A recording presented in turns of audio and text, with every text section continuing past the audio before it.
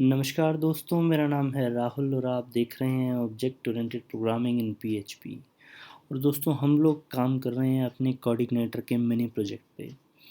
और हमारे इस वीडियो में हम लोग क्या करेंगे, हम लोग रिमूव करेंगे इंडेक्स डॉट पी अपने यूआरएल से। जैसा कि आप लोगों ने देखा होगा, अभी तक पिछले वीडियो में मैंने दिखाया था, हमने जब ये यूज़र का इंडेक्स फंक्शन कॉल किया था, ये वाला, तो हमने index dot P slash user किया था।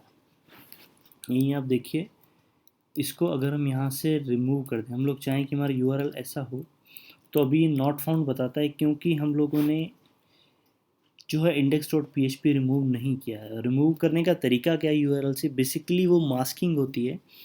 वो वेब सर्वर की कॉन्फ़िगरेशन ऐसी होती है कि वो रीडायरेक्ट करता है जितनी भी रिक्वेस्ट आती हैं। इंटरनली वो इंडेक्स डॉट पी लगाता है, मैं आपको बता रहा हूँ। लेकिन आपको जो यहाँ यूआरएल में है वो नहीं दिखेगी। आप इसको एंटर करोगे तो इंटरनली वो रीडायरेक्ट कर देता है कोऑर्डिनेटर स्लैश यूज़र को, जो है वो रीडायरेक्ट कर देगा coordinator slash index dot P slash user पे। इंटरनली वही होता है। वो होता कैसे है, उसके लिए आपको दो चीज़ें करनी पड़ती हैं, तीन करनी पड़ती हैं एक्चुअली।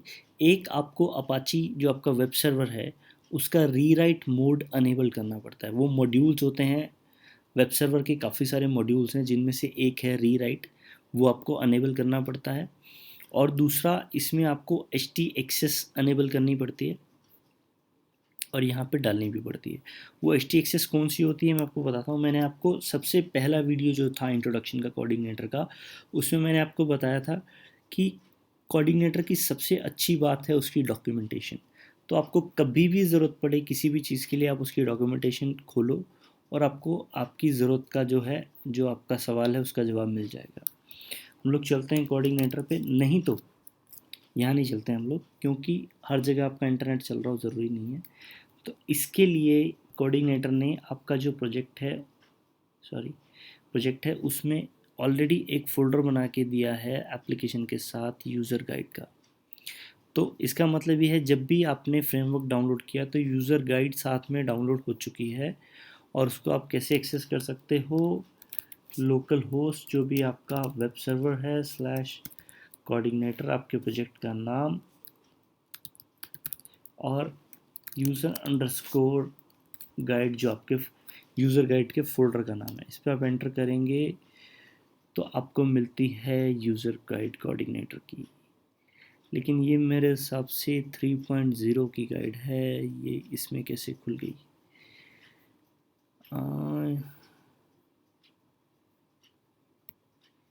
यूज़र गाइड,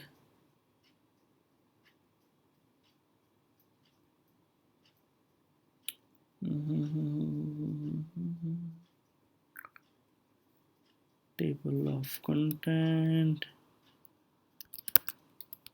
इसमें मैं देखता हूँ doc.html। हाँ, ये तो वही आ गया। पहले वो शायद कैशे से आया होगा, मैंने पहले 3.0 डाउनलोड किया था, उससे शायद आया होगा। तो आपको यही मिलेगी 2.2 वाली जो है यूज़र गाइड, पुराने वाली वो 3.0 की यूज़र गाइड थी। खैर वो भी काफ़ी अच्छी है, क्योंकि अभी हम 2.2 पे काम कर रहे हैं तो हम यूज़र गाइड भी उसी की देखेंगे।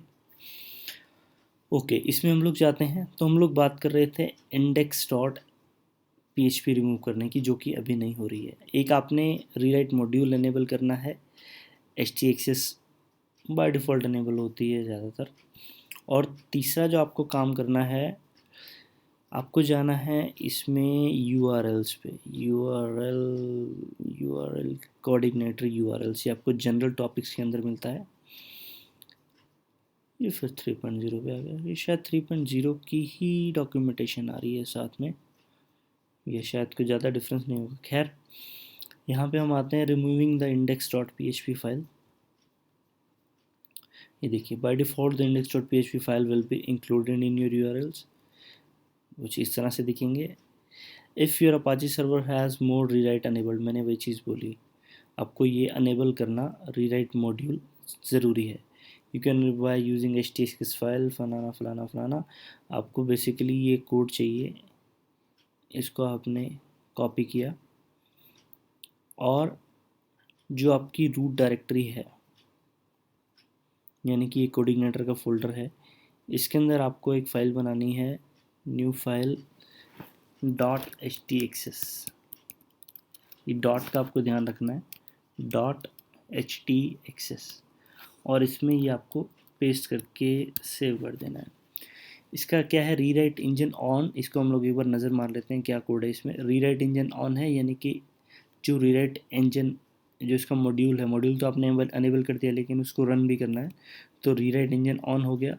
उसके बाद कंडीशंस लगती हैं कि अगर वो कोई फाइल है, समझ रहे, कोई भी फाइल यहाँ पे पड़ी है तो वो एक्सेस होनी चाहिए, उसमें रीराइट काम नहीं करना चाहिए।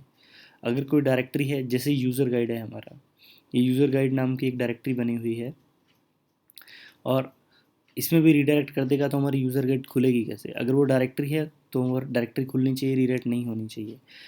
फाइल और डायरेक्टरी, इसके अलावा कुछ भी है तो उसके लिए रीराइट रूल चलता है। ये $1 उसने वेरिएबल में ले लिया और index.php लगा के उसके साथ उसको उसने रीडायरेक्ट कर दिया। अब देखिए, अब ये फाइल पेस्ट करने के बाद इसको मैं रिफ़्रेश करता हूँ तो पब्लिक इंडेक्स हमारा वही फंक्शन फिर से कॉल हो रहा है, और यहाँ पे URL में हमें index.php लगाने की ज़रूरत भी नहीं पड़ी है। अब उसको लगाओगे तो भी चलेगा, लेकिन अगर आप नहीं लगाओगे तो भी चलेगा। तो इस तरह से हम लोग रिमूव करते हैं index.php। उम्मीद करता हूँ आपको समझ में आया होगा। अगर आपको वीडियो पसंद आया तो इसे लाइक ज़रूर करें, और नहीं आया तो डिसलाइक का भी एक बटन है वैसे वहाँ पे और आपके अगर कोई क्वेश्चंस हैं तो आप कमेंट्स में ज़रूर छोड़ सकते हैं, मैं आपको जवाब ज़रूर दूंगा। और हमारे नए वीडियोस के लिए आप सब्सक्राइब ज़रूर करें हमारे यूट्यूब चैनल पे। मिलते हैं हमारे नेक्स्ट वीडियो में, तब तक के लिए बाय बाय, नमस्कार।